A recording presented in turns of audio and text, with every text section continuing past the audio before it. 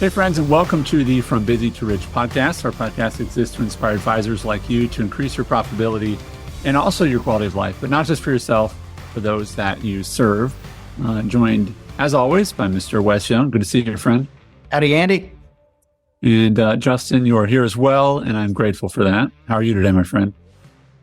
I'm grateful to be here. Awesome. So, Wes, you just got back. We were texting about this last week, or was it this? Yeah, was it earlier this week, or was it late last week? No, late last week. Okay, all right. From a pretty awesome event. Apparently, it was not a buy one get one because you would have taken me. I know, but tell us about the event and how it is going to guide the next few episodes of our podcast. Yeah, no. So we had the opportunity to meet with a very small group of leaders from all across the country in a variety of different businesses, and these are people that are doing some amazing things. And I really loved the environments that we're in. And we had a day where the two folks leading the conference were Patrick Lencioni and John Gordon. And for those who might not know those names, you've probably not listened to the podcast because we talk about them a lot. But Patrick Lencioni is one of the nation's leading consultants. He's also a best-selling author, and is the founder of The Working Genius. It's one of the things we talk about here quite a bit. And just a really awesome communicator, thinker, business person. And John Gordon is also a best-selling author, coach, leadership development guru, if you will. Has written many, best-selling books, but also coaches to a lot of professional teams across the country, as well as college teams, and is just an overall great communicator. So those guys kind of led in tandem these various things that took us through just a journey all throughout the day, and then we'd kind of sit at our table and talk about the idea, and then talk about it all together. But here was what was amazing. I got I would say a lot of good takeaways and even some new epiphanies, some new way. Sometimes it's like you've eaten chicken before, but it's never been served in a way that was like this. And it was like, yeah. I really do like chicken, because I just didn't know this was it. Man, I didn't know chicken was capable of doing. Yeah, way to go, chicken. Yeah, it was like, man, this is good. And so there's a lot of those kind of things that I got a laundry list of here in my parking lot, the things that I'm going to marinate on these. I'm going to come back and blend these in. But what was funny is this idea that I kept coming back to. It continues to surface over and over again regarding this idea we've been in of why don't you do things? Something's going to, or you believe something's going to make your life better, make you better at life. Why don't you do it? And we've been talking about it, but there's a Samuel Johnson quote. He was a writer, lived a long time ago, philosopher that I love. And I was reminded of this quote during the conference.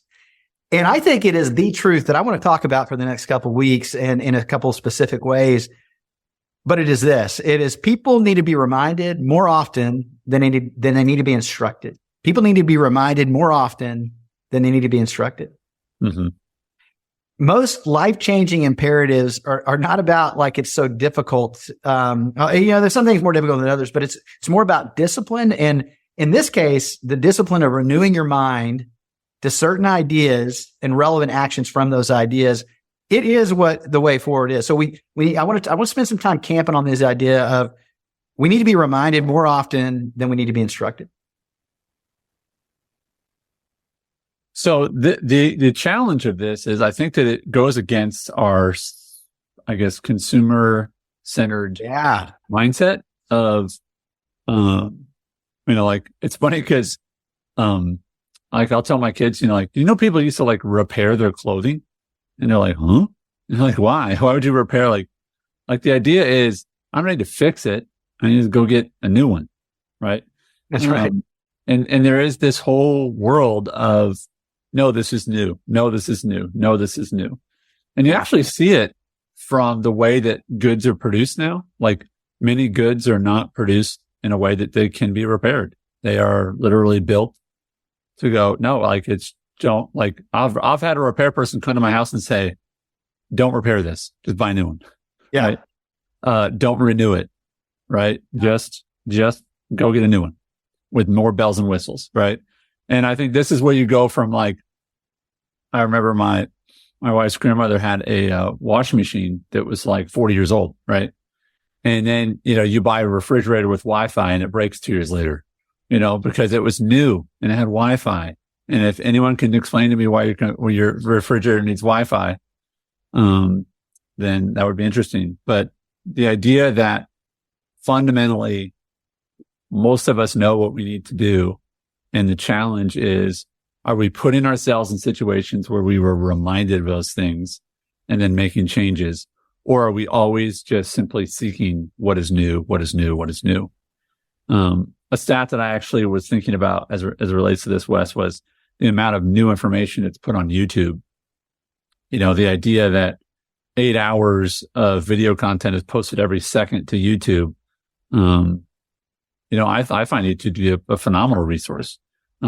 But I don't learn a lot of new things, but I find great encouragement when I am reminded of things. Where else do you see this idea reinforced that we need to be reminded versus have, sort of new information that we've never heard of before? Yeah, there is. I'm an idea guy. Like if you have my working geniuses, I'm invention and discernment. And those are totally in the creation phase of the work process. And so if I'm not careful, like I can listen to that next podcast and read that next book. And I consume and, probably a larger than normal amount of that kind of stuff. But what I've had to learn over the years is if I don't do something with that information immediately, it's like going to the buffet and putting everything on the plate, but I can't possibly eat it all. So having a way where I can store those to come back later and get them at a time where I'm capable of digesting it again is imperative. Otherwise, I just find myself in this loop. The other thing is, if I don't have some method to like regularly remind myself of these imperatives or that food's in the refrigerator, or that piece of meat's in the freezer, it's kind of like I go a year and a half and I'm like, what was that? You don't. The idea is like it's gone. It's might as well have not existed because I'm not reminding myself it's there. So I believe it has to do with the fact, there's a lot of information out there. You can spend your time and feel really busy, I think, consuming information or at least having information come your way. But you have to have pivot points. You have to have things like a system in place or a grid or even a filter that determines which of these things am I pulling out of the parking lot and actually going to blend into the rhythm of my life. And but because all of them look good, Annie, and if you don't have some system that helps you regularly prioritize what you pursue and remind yourself of what you pursue and why, it's just this endless kind of dance of, oh, that's a good idea. I'll circle that one, highlight it, put it in the book, but not do any of them. And then you go to the next conference and somebody brings it up and you can go, oh, that was a good idea. That was something I wanted to do. So I think it has to do with really just lack of structure, lack of discipline and organization in order to regularly remind yourself of what you really care about. And I think there's a couple things we can talk about this week and next week. One of them is this idea of having an exciting vision that we've talked about before, because I found a clarifying tool beyond nothing else is having an exciting vision. We always talk about, hey, have time where you regularly are separated out and writing out, hey, what does an incredible life look like in all these big areas of life that I care about? My professional life, my financial life, my relational life, my physical health, and my spiritual life. They all intersect, right? So if I've got a great life and I decided, and I said, based on what I know today, 3 years from today, what does that look like? And I really believe that. And it provides a couple things for me. One is it's a filter, because if the new idea or whatever it is doesn't get me closer to that, I throw it out. It may be good. It just may not be good for me and where I'm trying to go. The other thing is if I'm super aware of that, I can stop I constantly renew my mind, remind myself of what I'm super aware of, this vision I'm trying to get to. Instead of trading, I quit trading what I want ultimately for what I can have immediately, which may not be the best idea. Because again, I think one of the reasons we do that, the reason we trade what we want ultimately for what we can have immediately, is we forget about what we want ultimately. We're not renewing our mind to what we want ultimately, or have never decided it in the first place. So the thing I'd like to tear up, and we got a kind of funny quote here that I wanted to read, is this idea of the exciting vision and the fuel that provides for us, and what the absence of it creates if we're not careful. This quote I want to read, and then I want to get your thoughts on this, both you and Justin, is C.S. Lewis. So he says this: "We're half-hearted creatures, fooling about with drink and sex and ambition, when infinite joy is offered us, like an ignorant child who wants to go on making mud pies in the slum because he can't imagine what is meant by the offer of a holiday at the sea. We are far too easily pleased." And I love that quote because I think it speaks to this idea of the absence of an exciting vision that is not yet part of your current reality. Is we settle for making mud pies in the slum because it's what's convenient, it's what we know, and it's what's there. But if we could if we knew and had the vision, would remind ourselves of what exciting vision exists at a holiday at the sea, and somebody could teach us that and put it there, the amazing things that we would do today in order to put ourselves in the position to receive that thing in the future. Yeah, I really like this topic because for me, in my experience, this is, apart from people who just have a hard time making a decision on what they want to implement, right? Like they just continue to digest information and then never go into that implementation. This is the next biggest fallout point in why we don't do things, is how do I stay motivated and continue the energy that I got from the last conference about those ideas to keep going. And to this point, it's very easy to be kind of easily pleased with some of the things right now because you lose sight of it and you lose the motivation behind it. It's almost like an inoculation. I got to go get a booster shot, like a vaccine for the next round to stay motivated for it. And if you don't have a system that's doing it, because you go to put something into play and then you find out, this actually takes a little bit of work, and staying energized about that work to do it and create what you want, that's hard to maintain. Unless you're just personalities like a real galvanizer, things like that. For a lot of people, though, that's where the challenge is, the rubber meets the road of staying motivated to see it through. So, Wes, it sounds like, obviously people have to be exposed to new ideas, right? Yeah. You have to hear about the idea for the first time. And the challenge, I think, is that we trade new for valuable, the new. It's not better just because it's new, right? What about the thing that you need to continue to just renew? And I'm going to go back to a definition of the word renew, which I thought was fascinating, which is it is to resume an activity after an interruption. And the reality is, let's just say you learn something and then you get interrupted by life and you have to go back and keep renewing it. It's what you were saying. You have to have that vision. Let's remind ourselves what the big picture is. And if you don't go back to what if you don't keep renewing your thinking and renewing your vision and looking up, then what you end up with is it's sort of like, I don't know if you've ever been somewhere where you're looking down for a long time and then you look up and you're like, I was walking in the wrong place, right? Yeah. Then we end up there. We're looking down for something new instead of keeping clear on our vision. If you keep your vision clear, you don't need new information. If your vision is clear, you don't need new information. You just need to keep going after the same vision. And so what is it, Wes, that we trade new for the vision? It seems to me like instead of having a vision saying, I don't have it today, I'm going to seek after this thing in the future. Why do we trade new for a larger vision down the road? Yeah. I think there's a couple primary reasons. I believe what we're talking about earlier is I don't think most people regularly renew their mind to what that vision is. I think I'll take it 2 steps. I think most people have never decided it to begin with. I think they've inherited a vision or you go on, I heard, Carl Richards say, he was having a conversation with his friend. He said, most people are completely emotionally incapable of surviving the advertising that exists coming to them every day because they buy things they never knew existed, didn't know they really wanted and probably didn't, but they inherited the desire for it. And I think one of the reasons for that is because they were absence of clarity of what do I really want?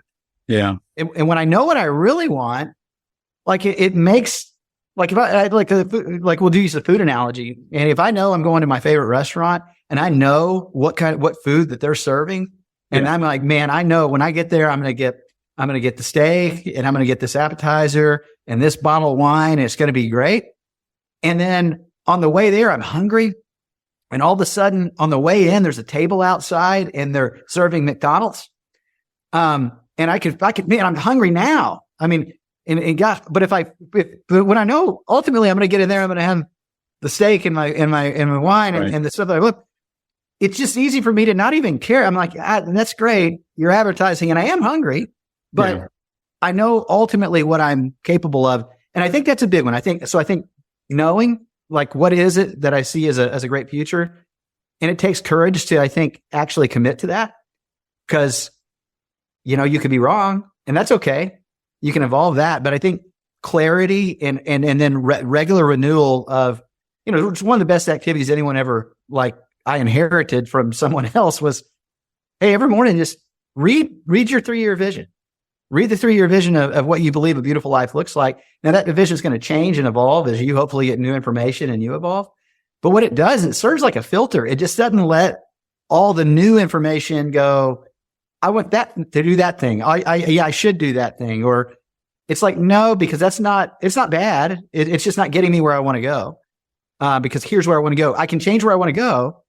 But if I don't, then this is like a filter of saying, what do I let in? What do I keep out? That last part of that quote from C.S. Lewis, the last sentence is, we are far too easily pleased. And, the difficult part is that if you didn't know that someone was going to take you to that restaurant and you didn't know that what was inside that restaurant and you just saw a plate of food, you might think that's the best option. Like, yeah, I'll take that. For some people, what is in front of them, what they are offered today is actually their best option. Yeah. Because, and so maybe I guess I'm trying to remove some judgment on those who don't have a vision is, of course you chose that because that was the best option in front of you. Right. But when you have a larger vision, and Justin, I'd love for you to speak to this because I think you might have some ideas as it relates to actually being an advisor and working with people to help them hold on to a vision, is in the absence of a larger vision, of course you take that. Like, why wouldn't you? It is the best thing because you haven't chosen anything better, right? Yeah, I think another way you could put it, so we are far too easily pleased, or said another way from an opposite position, I think people give up too soon. So you give up waiting for the steak and the wine and things like that because you're not sure that you can wait. You can't get there. And the same thing comes in with clients is I think and that's why we have monthly strategy summaries that go out. We regularly have contact and look at where are we in light of where you want to go and the constant realignment of not just your assets, your financial assets with it. Yeah. Resources. So that we can keep that in perspective of like, where do you really want to go? So that we're not giving up because, markets shifted right now. Like, where are they in light of, historically? Like, they're still up or they're not as bad as it looks when you're in the middle of something or something becomes challenging. So not to give up, and we help them to keep going so that we can move towards it. Or when the good idea fairy comes in and says, hey, so-and-so called me about starting this new thing. Like, yeah, that could work. Right? But how does that fit into this? if you do that, realize that this is taking you on a different trajectory. And they're like, well, you know what? And, that's not a good idea for me. It may work for me. There's a potential for that return, but for me and where I'm trying to go. And so we have to bring that in a lot of times to remind even our clients of like, hey, where did you say you wanted to go? Has that changed? And then we can evaluate this opportunity. Yeah. And practically, I would say too, like I think about this all the time, is what environments are you putting yourself in that have people that have a bigger filter than you, that have a bigger vision than you, that can say, hey, that's pretty cool what you're doing. Where do you think it can ultimately go? And then people that can go, it could go here. This is possible also, that maybe just wasn't, maybe because you've never been to the sea. I've been to the sea and I can tell you this exists out there. And let me tell you what a day in the life of you would look like if you had this. So it's where I think it's a bit of a tension, is that we're not saying the absence of new ideas.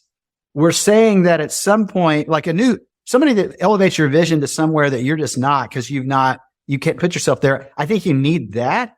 But I think at some point, the vision has to be decided upon, and then continue to put yourself in environments where you do challenge it, but then at the same time, decide again, and then use that as your filter for what are the to-dos that the ideas that I blend in here.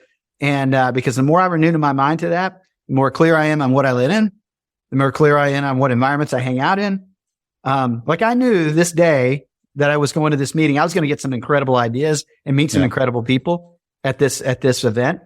And there's other events I get invited to that I don't go, not because they're bad, but because in my filter, I have to ask myself, how does this align with where I'm ultimately going? And not just how does it align? Is it what I believe the best alignment is? Because I'm limited on time and I can't do everything, but I can do some things. So I think that's the deal. We have to, the filter forces you to choose. See, when you don't have the filter, you can act like you have unlimited ability to do everything, and you don't. Well, the reality is when you don't have a filter, you truly can accept everything. And then I think about this, like last night, my wife says to me, I don't know, walking the door, "Hi, honey. Hi. Garbage disposal's broken." And I thought, did something go in there that shouldn't? Like you can put a lot of stuff down a garbage disposal. Like marbles is not one of them, when you have no filter, guess what you let in? Everything. And while that might sound exciting, it's not. It's not. Really bad things happen when you don't have a filter and a vision. And so for our next episode, we're going to talk about something that if you can hold it and maintain it, it will help you on your path to overcoming, why don't I do that? Why don't I do that? It will help you turn the corner towards, turn towards, I'm doing what I want to do, right? Not why do I keep not doing what I know I should be doing, right? And so I think that next episode we'll talk more in depth about something that if you hold on to this belief and this emotion, that it will sustain you and help you finally do what you want to do. And Andy, if I can just add one last thing in closing, because this is a podcast to advisors to help them inspire people to increase their profitability and quality of life for themselves and for those they serve. And as you know, one of the things that we are just deeply believe is using a holistic fee-based financial planning relationship ultimately helps people do that in a very meaningful way by aligning the use of their capital, what they really care about. And what we often see, this is a big deal. And so it's just something that I want to leave with everybody to ask the question for themselves. And we'll come back next week is are you, because at some point you're listening because that was attractive to you, that future vision of you doing that kind of work, even though you might not be totally there yet. Are you renewing your mind to that regularly of what it could be and what you'd like it to be? That's going to give you the energy necessary to do the things different today that are not in line with the historical way you used to do things, but could put you in the position to do them in the way that we teach that the future is possible out there? Or are you allowing like just the next idea, new information, rather than being renewed to what's already there that's going to get you there? Because it's a proven path and it works. So I hope that's an encouragement. I hope Wes's words are an encouragement to you to begin to filter out maybe the new. Maybe you need to reject some new. You need to go back to what you already know and then renew your mind towards a vision, towards what you decided a long time ago, but you got distracted by life or by the new fancy idea. Go back to what you know to be true and focus your energy on that vision. So thanks for taking time to listen today. Wes and Justin, as always, thank you for your insight. And folks, we look forward to having you on the next episode where we talk more in depth about this topic.